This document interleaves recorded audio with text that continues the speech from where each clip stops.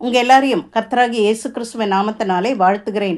இந்த செய்தியினுடைய தலைப்பு சித்தர் சொன்ன வார்த்தை. ஒரு முறை ஒருத்தர் சொன்னார், அவர் ஒரு ட்ராமா ஆர்டிஸ்ட். அவர் ஒரு சித்தரை பார்க்க போயிருந்தாராம். அந்த சித்தர்கிட்ட பேசிகிட்டே இருக்கும் பொழுது இவருக்கு ஒரு ஃபோன் கால் வந்தது. எதிர்முனையில் இருக்கிறவங்க அடுத்த வாரம் எங்கள் ட்ராமாவில் நடிக்கிறதுக்கு நீங்கள் கால் ஷீட் கொடுக்க முடியுமா அப்படின்னு கேட்டிருக்காங்க. அதுக்கு இவர் சொல்லியிருக்காரு, இல்லைங்க அடுத்த வாரம் நான் இல்லை அப்படின்னு சொல்லியிருக்காரு. அப்போ ஃபோனை வச்சுட்டாங்க. அப்போ இந்த சித்தர் சொன்னாராம், அடுத்த வாரம் நான் இல்லை அப்படின்னு ஏன் அந்த மாதிரி தவறாக பேசுகிறீங்க அப்படின்னு கேட்டிருக்காரு. அதுக்கு இவர் கேட்டாரா, இதில் என்ன தவறு இருக்குது? யூஸ்வலாக நாங்கள் இப்படி தானே பேசுவோம், முடியலன்னா இல்லை, அடுத்த வாரம் நான் இல்லை அப்படின்னு சொல்லிவிடுவோம் அப்படின்ட்டு சொல்லியிருக்காரு. அதுக்கு அந்த சித்தர் சொல்லியிருக்காரு, நம்மை சுற்றி நிறைய அசுத்த சக்திகள் இருக்குது. நாம் தவறான வார்த்தைகளை பேசும்பொழுது அந்த அசுத்த சக்திகள் நமக்கு விரோதமாக அந்த வார்த்தையின்படியே நமக்கு செஞ்சிடும். அதனால் தவறான வார்த்தைகளை பேசாதீங்க, பேசும்போது பார்த்து பேசுங்க. அடுத்த வாரம் நான் ஊரில் இருக்க மாட்டேன்னு சொல்லுங்கள், இல்லை அடுத்த வாரம் எனக்கு வேறு அப்பாயின்மெண்ட் இருக்குதுன்னு சொல்லுங்கள், இல்லை அடுத்த வாரம் ஏதாவது ஃபங்க்ஷன் இருக்குதுன்னு சொல்லுங்கள். அதை விட்டுட்டு அடுத்த வாரம் நான் இல்லைன்னும் பொழுது அதோட அர்த்தமே வேறையாக போயிடும், தவறான வார்த்தையாக போயிடும். அந்த அசுத்த சக்திகள் அந்த வார்த்தையின்படியே நமக்கு செஞ்சிடும் அப்படின்ட்டு அந்த சித்தர் சொன்னாராம். வார்த்தையின் வல்லமை பற்றி வேதாகமம் ஏராளமாக சொல்லுது. ஏன் சித்தரை பற்றி சொன்னேன்னா, பாசிட்டிவாக விட நெகட்டிவாக சட்டுன்னு புரியும், ஞாபகமும் இருக்கும். வேதாகமம் இதை சொல்லுது அதை சொல்லுதுன்னா நிறைய பேருக்கு ஞாபகம் இருக்காது.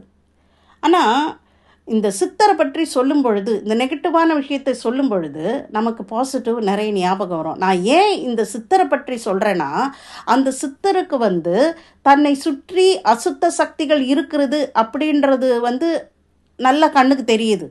ஆனால் கிறிஸ்தவர்களாகிய நமக்கு, நாம் வேதத்தை படிப்போம் என்றால், வேதத்தை வாசித்திருப்போம் என்றால், நமக்கு வேதம் தெரியும் என்றால், சங்கீதம் 91 சொல்லுது, நம்மை சுற்றி தேவ தூதர்கள் சுற்றி சூழ பாளையமிறங்கி இருக்கிறார்கள் அப்படின்னு வேதம் சொல்லுது. எபிரேயர் 1:14 சொல்லுது, தேவ தூதர்கள் நமக்காக ஊழியம் செய்கிற பணிவிடை ஆவிகளாக இருக்கிறார்கள் அப்படின்னு எபிரேயர் 1:14 சொல்லுது. பணிவிடை ஆவிகள் அப்படின்னா நமக்காக வேலை செய்கிறாங்களா தேவ தூதர்கள்.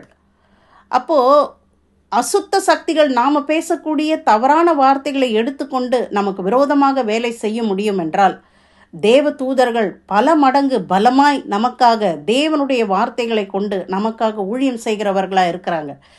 எப்படி அவங்க நமக்காக ஊழியம் செய்ய முடியும்? நாம் தேவனுடைய வார்த்தை பேசும் பொழுது, ஜீவ வார்த்தைகளை பேசும் பொழுது, அந்த தேவ தூதர்கள் அந்த வார்த்தைகளை தேவனுடைய சமூகத்தில் நமக்காக எடுத்துகிட்டு போகிறாங்க. தேவனுடைய சமூகத்தில் யார் இருக்கா? தேவன் சிங்காசனத்தின் மேல் வீற்றிருக்கிறார். தேவனுடைய வலது பார்சத்தில் கர்த்தராகிய இயேசு கிறிஸ்து வீற்றிருக்கிறார். அவர் யார்? அவர் இந்த பூமியிலே மாம்சத்திலே வெளிப்பட்டு நமக்காக பாடுபட்டு, நமக்காக இரத்தம் சிந்தி, நமக்காக மரித்து, நமக்காக நம்முடைய பாவங்களெல்லாம் அவர் சுமந்து 3ஆம் நாளில் உயிரோடு இருந்து கம்பீரமாய் எழுந்து மரணத்தை ஜெயித்தெழுந்து தேவனுடைய வலது பார்சத்தில் கம்பீரமாய் மனுஷனாய் வீற்றிருக்கிறார். அப்போது இந்த தேவ தூதர்கள் தேவனுடைய வார்த்தைகளை தேவனுடைய சமூகத்தில் கொண்டு செல்லும் பொழுது, கர்த்தராகிய இயேசு கிறிஸ்து நமக்காக தேவனிடத்தில் பரிந்து பேசுகிற உத்தம பிரதான ஆசாரியராக இருக்கிறார். அப்போ நாம் ஜீவ வார்த்தைகளை பேசும் பொழுது தேவனே நமக்காக ஊழியம் செய்கிறார்.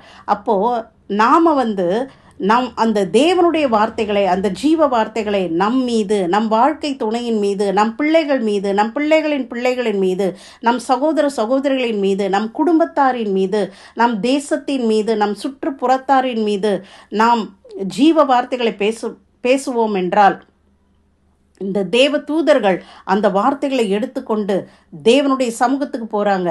அப்போ அந்த வார்த்தைகளின்படியே தேவன் நமக்கு செய்ய உண்மையுள்ளவராக இருக்கிறார். கர்த்தராகிய இயேசு கிறிஸ்து நமக்காக பரிந்து பேசுகிற உத்தம பிரதான ஆசாரியராக இருக்கிறார். அதனால் நம்ம தேவனுடைய வார்த்தைகளை பேசுவோம். தேவனுடைய வார்த்தைகளை முதலாவதாக கற்றுக்கொள்வோம். ஜீவ வார்த்தைகளை பேசுவோம். ஜீவ வார்த்தைகளை சுதந்திரிப்போம். ஜீவனை சுதந்திரிப்போம். மரணமும் ஜீவனும் நாவின் அதிகாரத்தில் தேவன் வைத்திருக்கிறார் என்றது வேதம் சொல்லுகிறது. அதனால் ஞானமாய் சிந்திப்போம், ஞானமாய் பேசுவோம், ஞானத்துடன் வாழ்வோம், பூரணமாய் வாழ்வோம், பூரண நாட்கள் வாழ்வோம். கர்த்தர் உங்களை ஆசீர்வதிப்பாராக. ஆமென்.